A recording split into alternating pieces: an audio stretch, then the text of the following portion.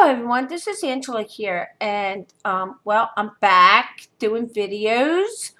I hope that everyone is having a wonderful holiday season. Things are looking good, and for the most part, it's been ups and downs. I got a few tales to tell, but I'm going to talk about each topic in separate videos. But for this video, I want to talk about ghosting. Okay. Now, there are many reasons why people ghost. Okay. Both narcissist and non-narcissist. So we're going to talk about each. Some people ghost because they are embarrassed about something. You could be in a romantic relationship and that person is trying to get away from a really needy person, and they don't want to deal with all the drama that goes along with going through the breakup. So they just ghost you, okay? That's one form of ghosting. Another form of ghosting is a person is just a coward and just doesn't, want to man up or woman up and give that other person closure and just say, hey, I don't want this relationship anymore and I think we should end it. So instead, they just ghost that person. You never hear from them again. And that's it. But today we're going to talk about how and why a narcissist ghost. And I want to share my story here because I have a really good story to tell you all about someone from my past who I reconnected with. Okay, so here's the backstory. Back in 2012, I had looked up a gentleman that I dated back 30 years ago when I was in high school. And this guy, we moved on, it didn't work out, whatever. And for some reason, he popped into my mind, and I was like, oh, I wonder whatever happened to him. Okay, so I reconnected with him on Facebook. He lived in another state. He was single. He said he was single. And, we just talked and everything.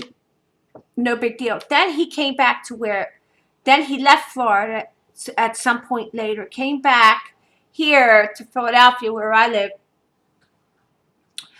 And we had a reunion, and I wasn't really impressed. He was not, how would you say, he did not have his life together. Okay, he did not have his life together, and so I just backed away. I just wasn't interested. And back in high school, he was always this player. Which kids do, guys, teenage boys, the whole thing. So anyway, fast forward, okay, over the summer, we decided like to stay friends. Okay, last New Year's Eve we went. I invited him to the roller skating rink because they had a New Year's Eve party, so we did all that. Okay, and we just remained friends. I did not look at him as a love interest. He didn't have the quality and standards that I was looking for the courtship phase. So I just, wasn't into him. Okay, out of the blue, we were talking on Messenger. He would message me from time to time, and I kept it light and I was friendly and polite. So anyway, he had asked me to go out to dinner with him. Okay, he asked me, and reluctantly I accepted.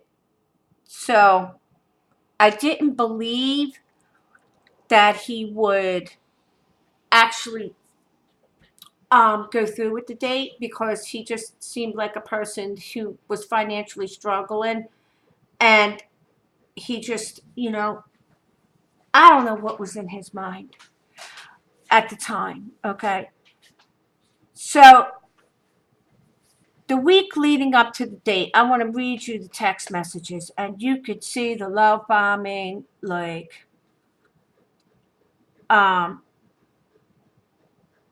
you know.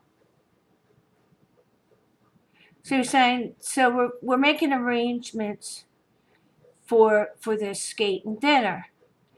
And then he started the week leading up to the date, okay, because we had planned it like a week in advance. He, I want to start what he says. He's like, we could go there on our date if you like to.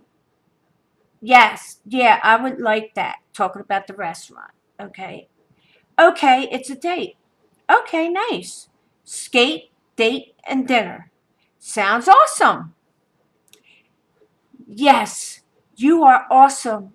Awesome. Beautiful. Ah, can't wait to see your beauty. Okay. So I didn't hear from him all week. Like you could see where the flattery was coming into it. Can't wait to see your beauty. You're so beautiful, blah, blah, blah. And that started the red flags. Okay. So then he says, hello. So then I said, hello. Send him a text message.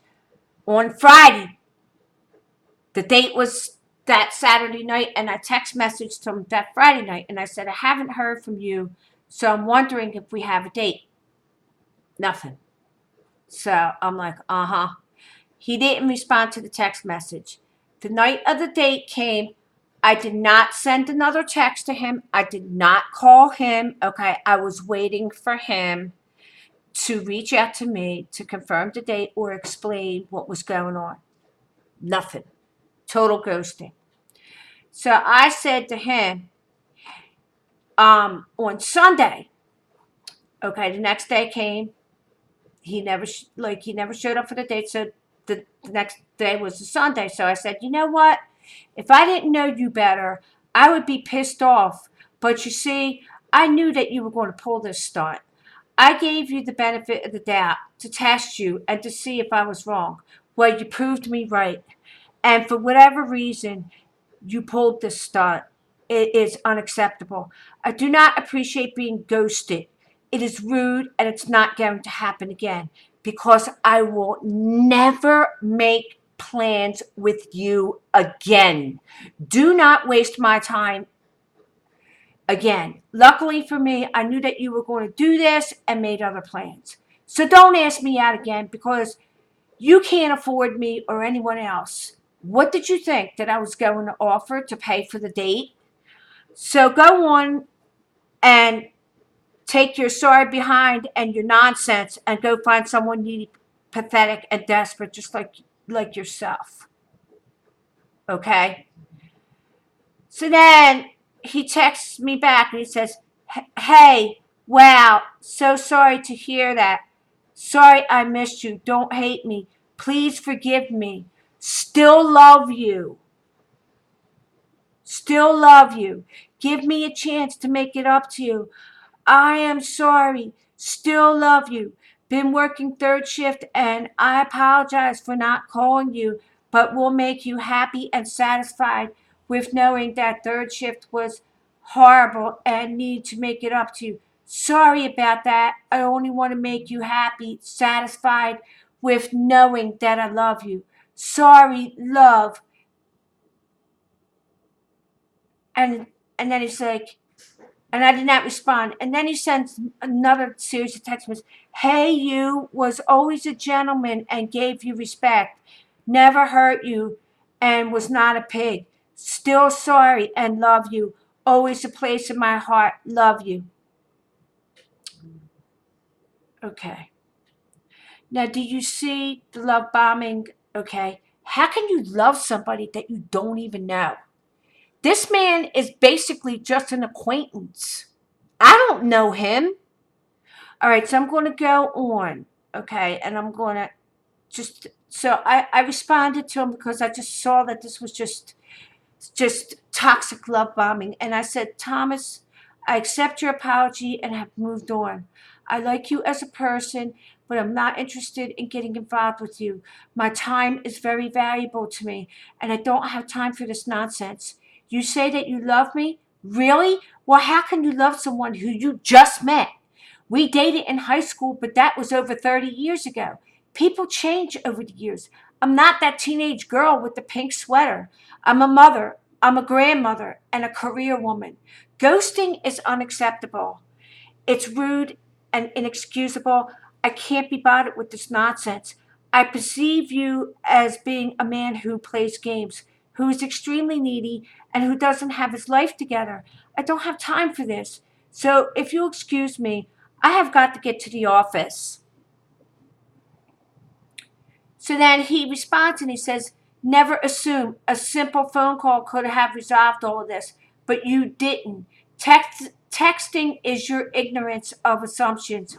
Your words were very hurtful and really shocked me. How better talk to better communicate with each other? I'm sorry and want to clear up and repair the damage. Give me that chance, please. So I said, listen, I'm sorry that I hurt you. I don't hold any grudges. We could be friends, and that's all I have to offer.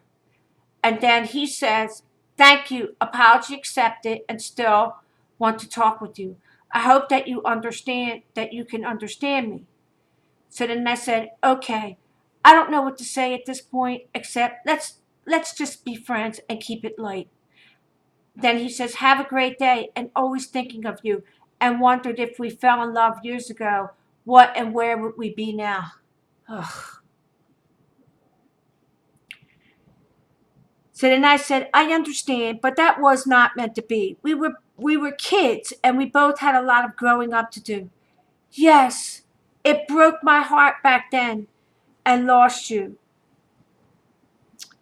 Well, that may be true, but you moved on, got married, and had children, and I did as well. And he's like, correct. And then I said, it wasn't meant to be. I just let it go. And he said, yes. And then I said, I accept the reality of life. Life is not a fairy tale. Some stories simply just don't have a happy ending. And then he said, you are so right about that. You have a place in my heart. Love you. And every time he said that, I just, it just turned me off. Okay. So then I said to him, for example, if Cinderella was real life, the prince would have chosen another lady at the ball and wouldn't even have noticed Cinderella was there. That's the reality of life. So it just totally went over his head. And then he responds, you're my Cinderella, and I have that glass slipper and still want to find you. And then at that point, I was just like so annoyed. And I said, okay, I got to go. Time for work.